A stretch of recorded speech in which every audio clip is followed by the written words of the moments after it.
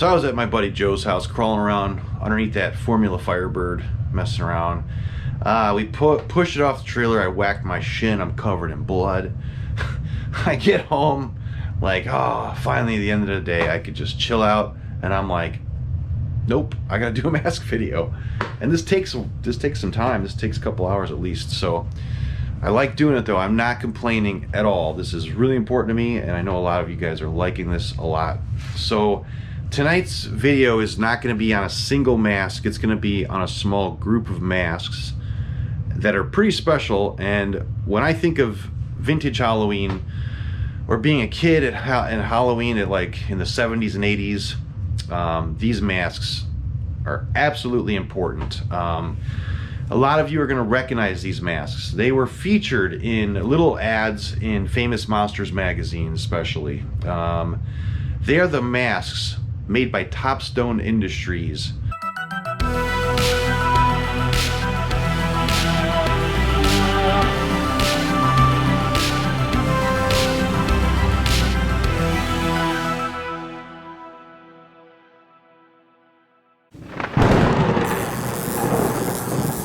So here are 3 of my all-time favorite Topstone masks. You guys, I'm sure some of you guys are going, oh yeah, I recognize these.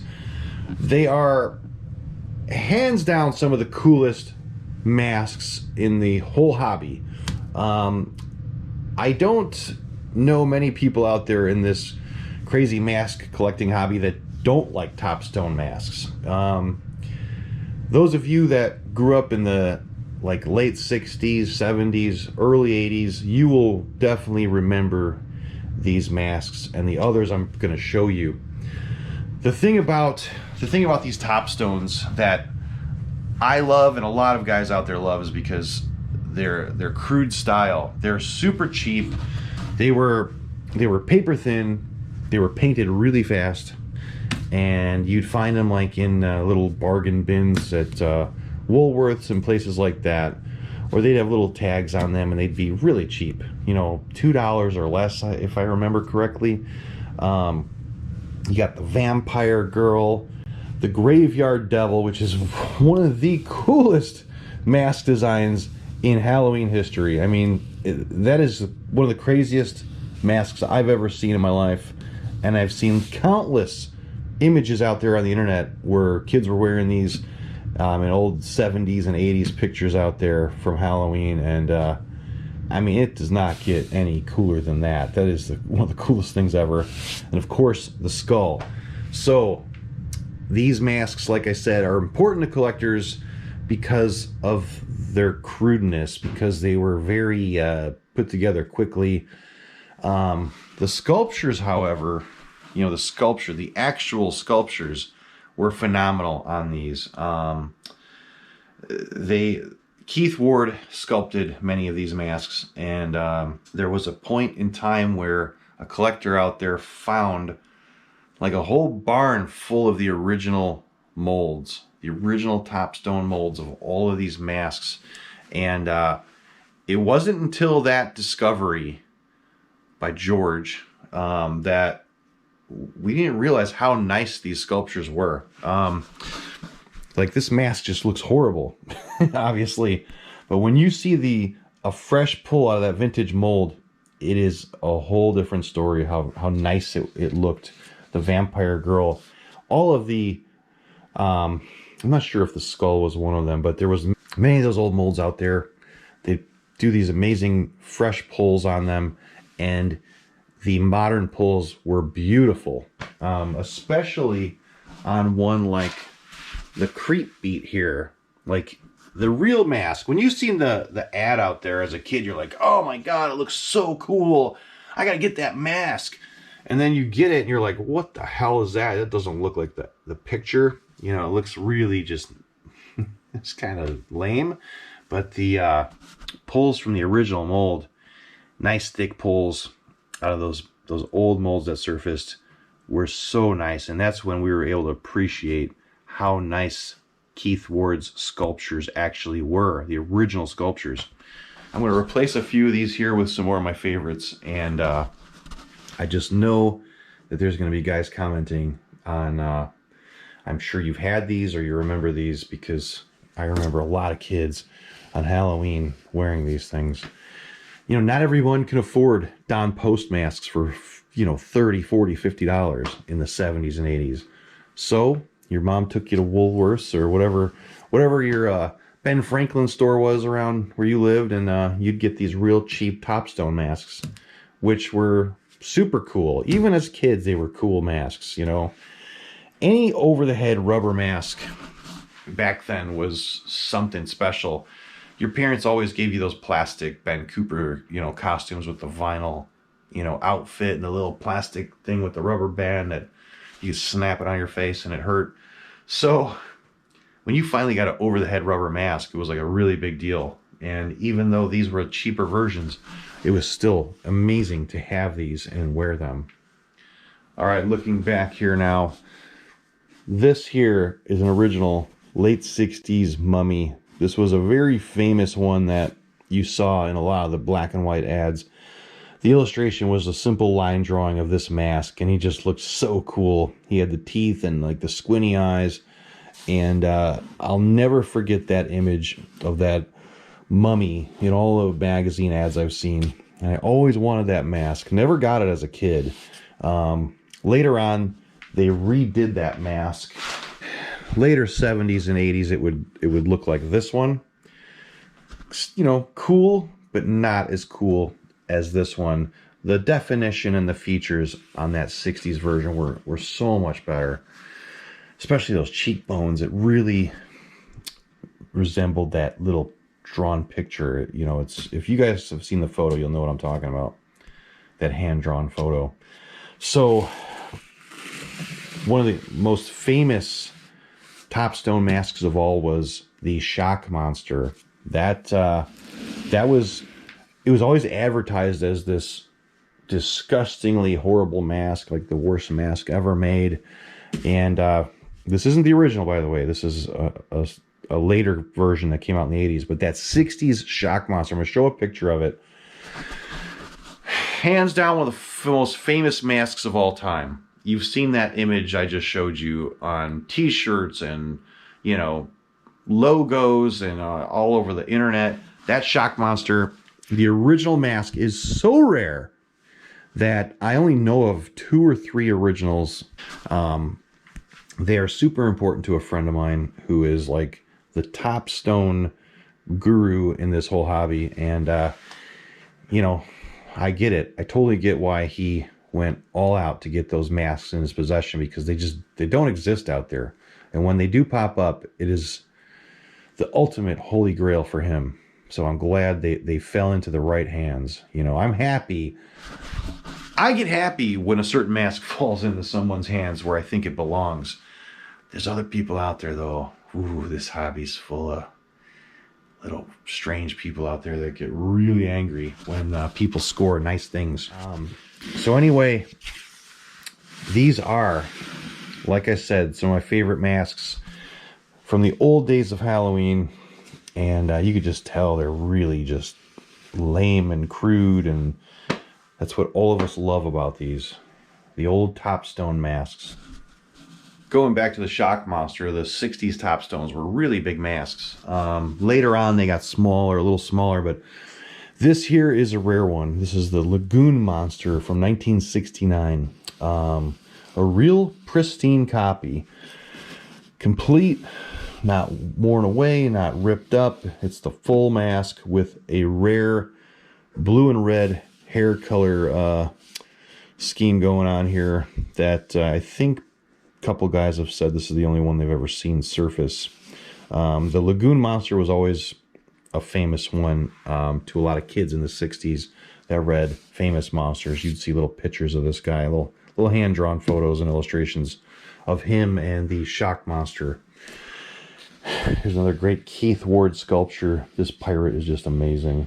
I've always loved this mask, and I just like how you'll see, you know, things like earrings and whatnot on these characters, but they were just super fast airbrushes. They'd go in with the black, put a line there, go over the lips, couple spots on the cheeks and nose, and out the door. You're done. See that? And that's what makes these masks so great. It's the quick paint ups. This was always a really cool Frankenstein. Topstone, there's no masks like these out there. All right, what else? We got another real famous Topstone is the Topstone Witch. This one here, a lot of you will recognize this old witch mask. That's a really, really well-known Topstone. I got her, and I always planned on having her foam filled and put on a little pedestal like those dudes, but just have not had the time to send her out to a friend of mine. But that is definitely a very recognizable mask for those of you that grew up in that era. So cool. I had a pretty cool Topstone display in this room when before the new shelves went in. I had them in a glass case, and you know, unfortunately, time is taking its toll on some of these masks. Like, we're gonna bring this female vampire out to show you guys. I've had this mask for years now, and it's been in ideal conditions, temperature-wise, down in this, you know, this whole room is in a basement. It's nice and cool down here. There's not too much humidity. It's not too dry. It's like perfect. However, some of these Topstones are getting this strange, you know, discoloration on them, which is, it's kind of like weird dry spots happening, and it's, sometimes there's not a whole lot you can do to prevent that happening with certain masks. And I see it happening on the ones that don't have a ton of paint on them. Like this Frankenstein has looked like this forever since I had him foam filled. He is still super new. No signs of that weird stuff happening at all. Same with that pirate, and obviously that lagoon monster is caked with paint. But her, she's got very little paint on her skin tone, and unfortunately, she's getting that really strange, I don't know if it's drying out, or sometimes they get little mold spots, like little tiny spots start forming, but this is not that. And it's too bad. I hope it doesn't get any worse, because this is one of my favorite masks in this whole collection. When this thing's brand new, she's bright white and has those blue circles around her eyes and that red mouth, and it is just so cool. I mean, it just screams vintage Halloween. And I've seen a couple out there I missed. I wanted to replace her with a perfect copy once again, so I'm on the lookout. Hopefully I'll run across another one someday, and I can have her mounted like this to replace this copy. Of course, I like this one so much, I'll probably keep that one too as a backup. But God, these masks are so special, and not just to me, but by a lot of guys in this hobby. These Topstone masks are important pieces of a lot of collections out there. So my friend Raymond is like the expert on Topstone masks. I'm going to put his name on the screen down here, because you should look him up on Instagram. If you want to know more about Topstone masks, I urge you to go to his Instagram and his YouTube videos especially. He is the most knowledgeable guy in the entire hobby when it comes to Topstone. And he's taught me a lot over the years. Some of his old photos really sparked me into going further with my collecting. It's crazy. Years ago, his photography just set me off on some of his stuff. So I owe him a lot when it comes to, you know, giving me that urge to collect more and more, because his pictures really pushed me into doing that. All right, I got 3 more out here now. Once again, on this vampire, this guy, you could see that same thing happening slowly on certain sections of him. You know, he'll be nice and soft, like just nice. It's not dried out latex. It just feels like it's preserved in a way. But then you'll get spots like that that are getting a lot drier and they're discoloring. So I'm hoping that they've stopped. Like, that's the point. This is going to stop. And maybe I can go in and with the airbrush and fake it and bring this color right back over that. And maybe save these masks that are doing that. But besides that, these are just so cool. I mean, look at that crazy thing. You know, imagine like your big brother gets to come home with a Frankenstein like that, you know, or that Eric, and then your mom's like, here's your mask, Billy. You get oatmeal face. And you're like, I want I want that though. But either way, these are so neat. Look at this crazy Wolfman. That is, it's the farthest thing from a Wolfman I've probably ever seen, but it definitely resembles a Wolfman. When I think of strange and weird Halloween masks, I think of Topstone. Definitely a big difference in the look between something like that and these Don Post masks. Don Post was, you know, they advertised as being like, you know, Hollywood quality, Hollywood paint and hair, all the fancy, you know, paint work that went into those. It was way more time and money cost-wise to produce, you know, a mask like this Phantom right here versus obviously something like that. So you kind of get what you paid for back then. But I'm so happy that a lot of these are still around today, because even though I'm a huge Don Post collector, I still have a special spot in this collection for these Topstones. And Keith Ward was a famous illustrator back in the 50s and 60s. He was a phenomenal artist, and he just started doing sculptures for Halloween masks, and I believe other things, maybe statues or something. But Raymond could tell you more about that. But my God, the masks this man sculpted are some of the most favorite pieces out there by many guys. And there's like the Topstone Devil that I do not have. That's one I would love to get. Just super cool. So as you can see in this hobby, there's many directions to go with collecting these things. You know, you could just stick with Don Post, Be Something Studios, Distortions, Topstone. But there's guys that just collect that. There's guys like me that collect a little bit of everything, or mostly one thing. But you know, if you're thinking of getting into mask collecting, those of you out there that say, you know what, this is kind of a cool hobby, I think I want to start collecting Halloween masks, this is a good place to start. Topstone masks are still pretty affordable, unless it's a really sought after one, like if a vampire girl popped up, brand new, never worn, like with the factory tag it came with, it could probably sell for hundreds, you know, $300, $400. But a lot of these masks, you know, $25, $50, $100, you know, so that is definitely an affordable area of this whole collecting hobby to start in. The Don Post stuff, you know, you're getting into 100, 300, 500, 1,000, 1,500 per mask, and the sky's the limit with that. You can just spend whatever you want in that type of thing. But usually when it comes to the Topstones, you can get a lot of masks without spending a ton of money, unless you go find yourself a 60s shock monster. Then you're gonna be surprised. But aren't those just super cool? I had to bring the creep beat out here because the illustration of this one probably sold tons of these masks back in the day. This is a super nice original copy. He's supposed to have these crazy bulging eyes that are just bloodshot, you know. He's like an insane looking kid, and he's the creep beat. You see his cool hair sculpted in there, but obviously he looks nothing like the cool picture that they used to sell this mask.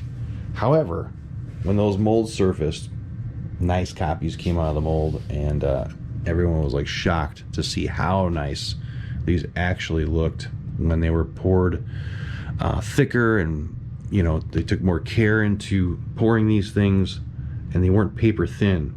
Look at that Topstone. So those of you out there, let me know in the comments if you had a Topstone mask growing up. I'm always looking for other Topstones, especially if they're super nice or they're gonna replace ones that are slowly like rotting away in my collection. Like I said, good place to start collecting is right here, nice and affordable. I'm gonna show you one more that I tracked down for many years. I finally found a copy that's, you know, okay. It's kind of falling apart. Man, this is one of the coolest masks of all time because of the color scheme, and it's a witch. It's a crazy Topstone witch. And when I show you a mint condition copy out there of it, you'll see why I love this thing. Let me grab it. All right, look at this. This thing, look at this insane mask. So she has definitely seen better days, you know. She's cracking, she's getting stiff in places, but she is savable to an extent, you know. But man, when I show you what this should look like, oh my God, it's one of the coolest masks. Mostly because of her skin color and the yellow accent paint, the white hair. I mean, there's nothing like it. There's no mask like this anywhere out there except right here. You know, that design by Topstone was one of the greatest masks I've ever seen, and I'm not kidding. Like I said, I love when they're super crude, and just the weird coloration on this thing makes it for me. And I hope I can restore this one or get it looking good like that one I just showed you.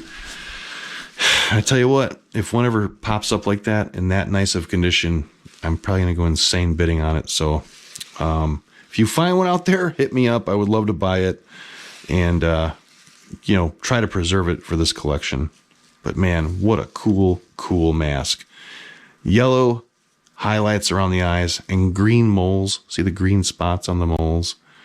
I mean, just super cool. There's one more I want to pull out that needs restoration. I can't believe I got my hands on one of these. It's a really rare Topstone. It is known as the 4-bolt Frank. It's a Frankenstein.